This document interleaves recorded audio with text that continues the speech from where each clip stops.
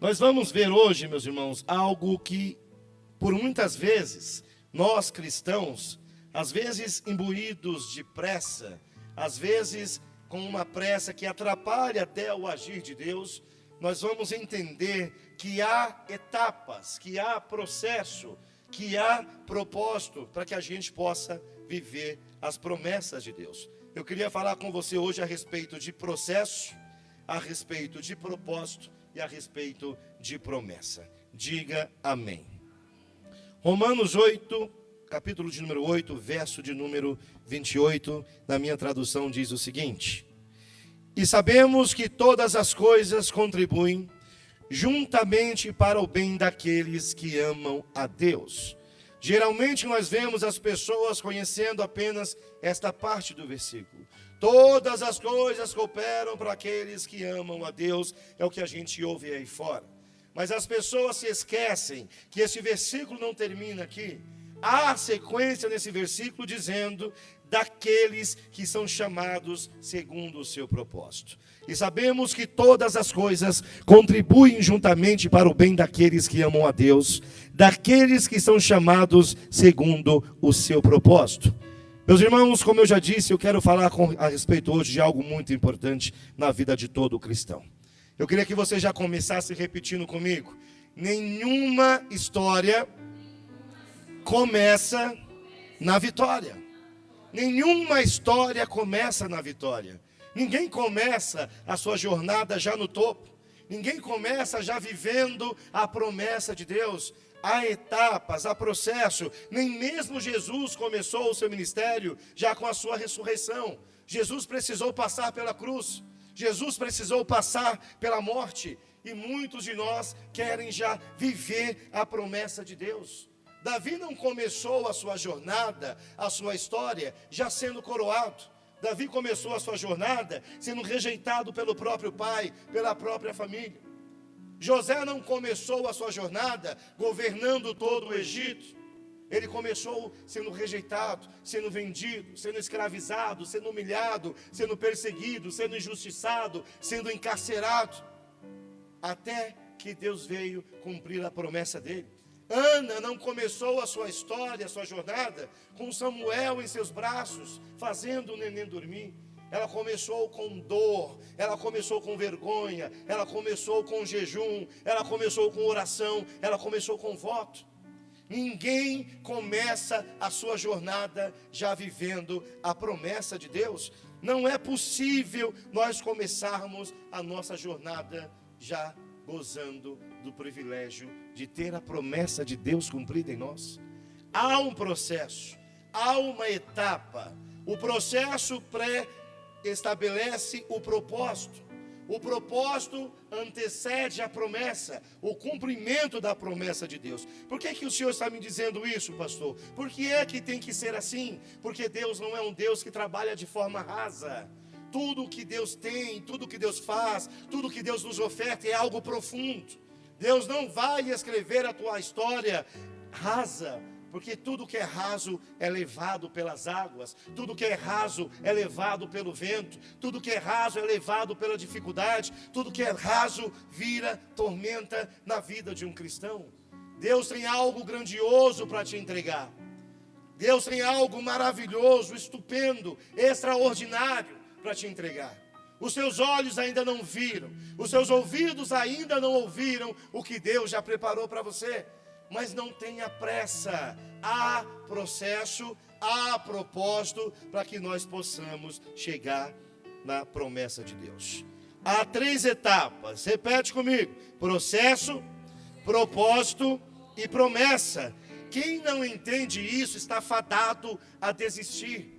Quem não entende que Deus trabalha de uma forma diferente da nossa, está fadado a desistir no meio do processo, está fadado a desistir no meio do propósito, está fadado a não viver a promessa de Deus. Nós precisamos colocar isso claramente no nosso coração. Eu queria que você se perguntasse hoje, que você analisasse, melhor dizendo, a sua vida agora. Não precisa me dizer, mas pensa aí por um breve momento, em que lugar você está hoje? Você ainda está no propósito Você já está no propósito? Você ainda está no processo? Onde você está? Já está vivendo a promessa de Deus?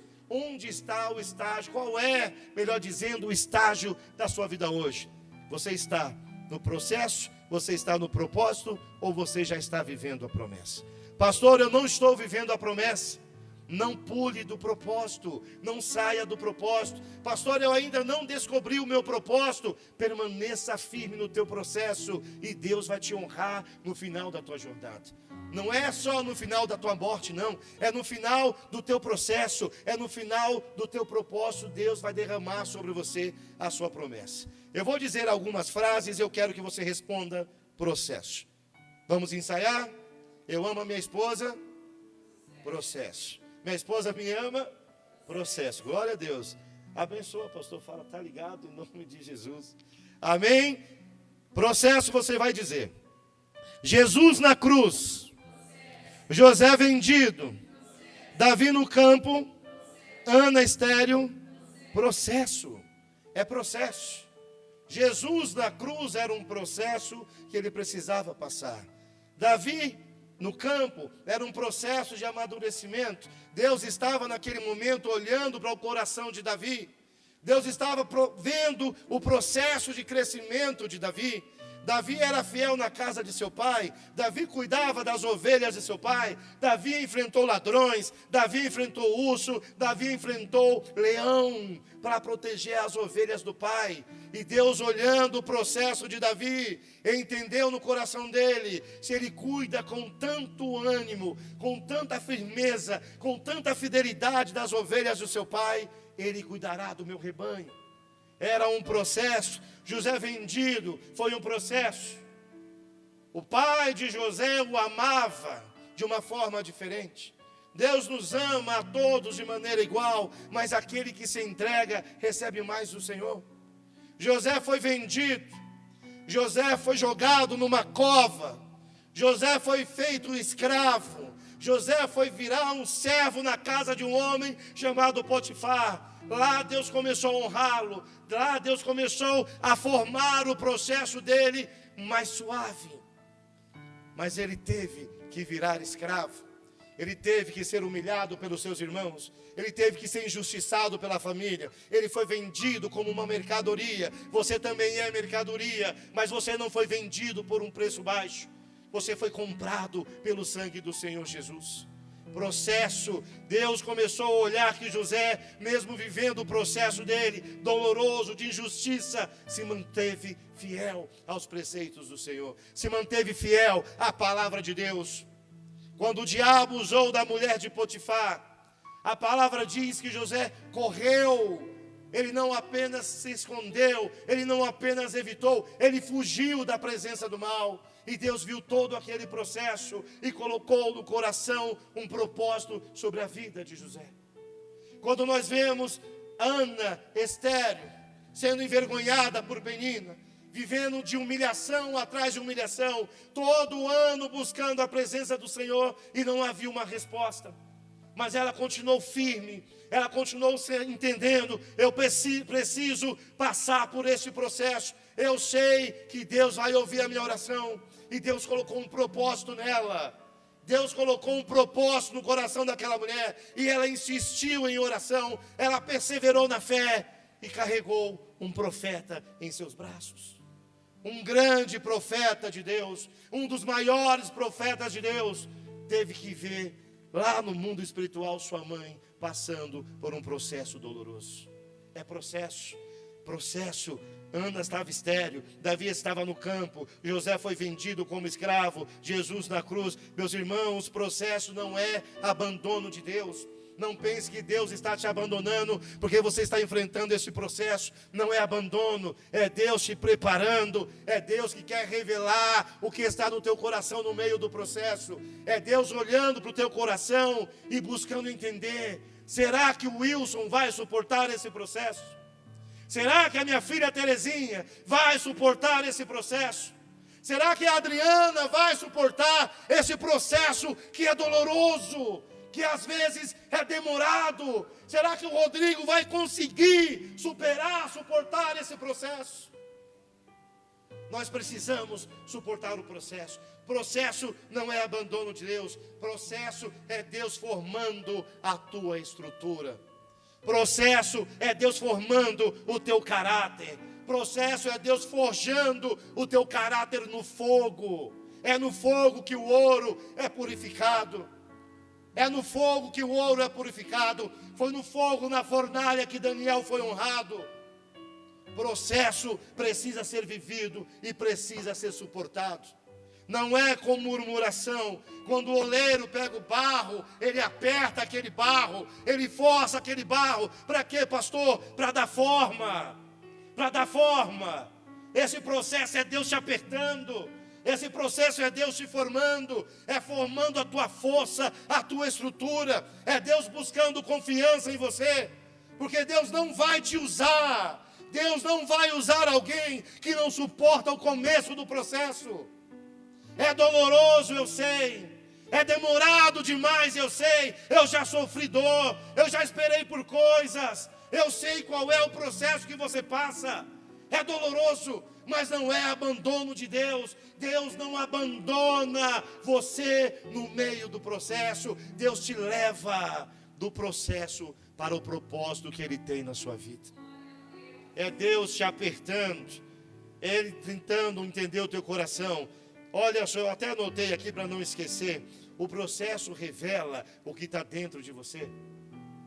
O processo revela o que está dentro do teu coração. É no processo que o teu orgulho morre. É no processo que a tua fé amadurece. É no processo que a tua dependência de Deus nasce. E é no processo que o seu caráter é provado por Deus. Não tem como alguém que não suporta o campo, como Davi, sentar no trono. Eu não suporto o campo. Como é que eu vou suportar a responsabilidade de sentar no trono? Como é que Deus iria colocar Davi no trono? A promessa. Se não tivesse antes passado pelo processo para chegar no propósito de Deus. Como é que ele, não suportando o campo, poderia suportar o trono? Quem não passa pela cruz, quem não passa pela cruz, não entende, não sabe o que é ressurreição. Quem não passa pela cruz, não sabe o que é ressurreição. É tomar a nossa cruz, é negar a nós mesmos, é carregar a nossa cruz durante todo o processo que Deus estabeleceu para que você chegue no teu propósito. Qual é o teu propósito?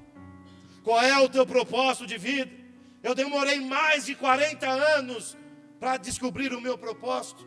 E quando eu descobri o meu propósito, meus irmãos, eu abandonei tudo para servir a Deus. Não estou dizendo isso para me vangloriar, não há nada de bom em mim. O que há de bom em mim vem de Deus. O que é meu é apenas treva, é apenas treva.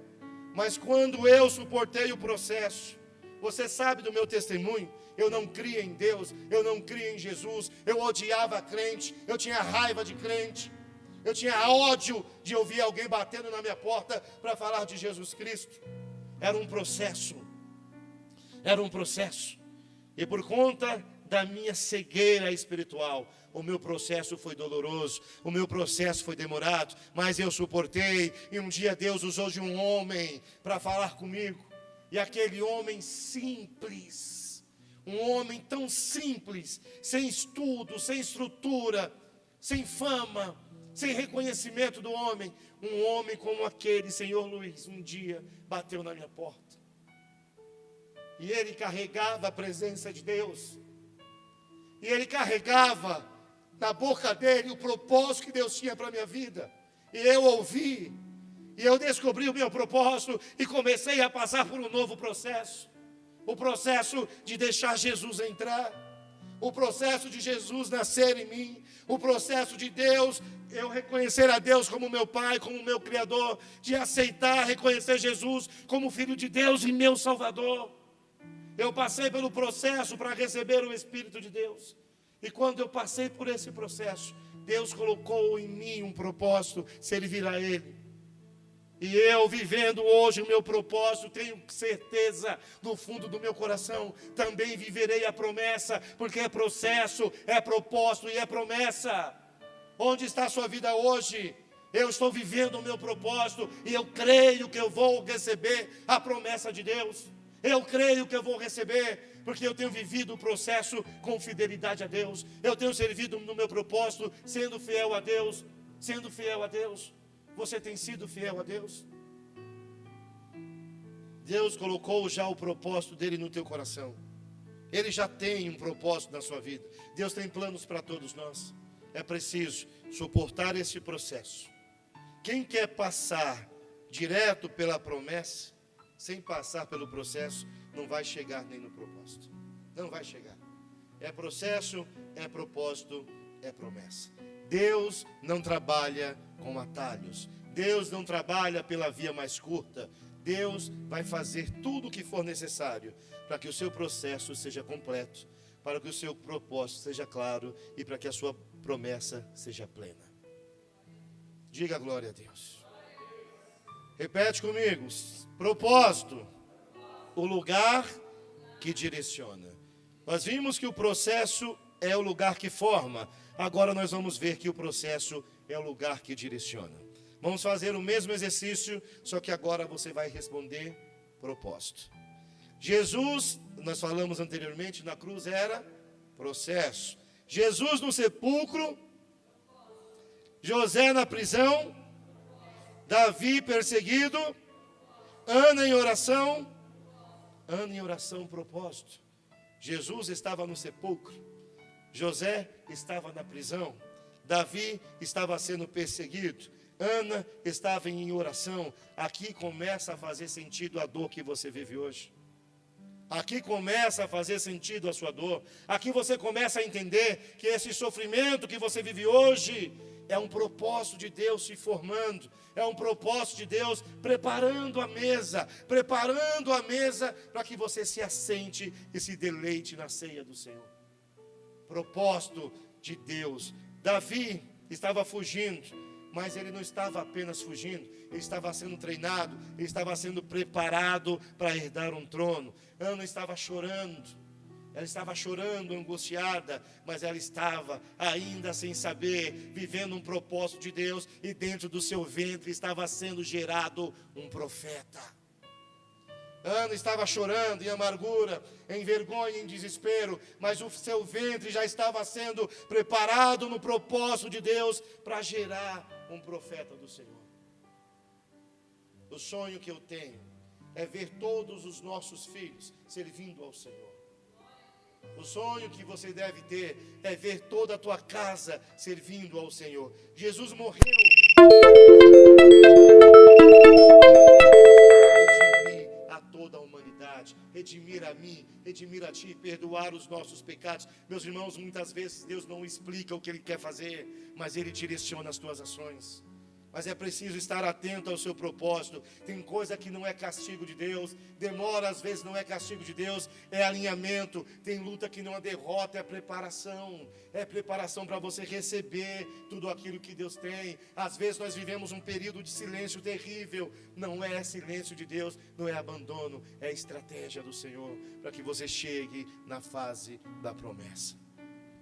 É processo, é propósito e é promessa. Mas perceba algo muito importante, eu quero te dizer.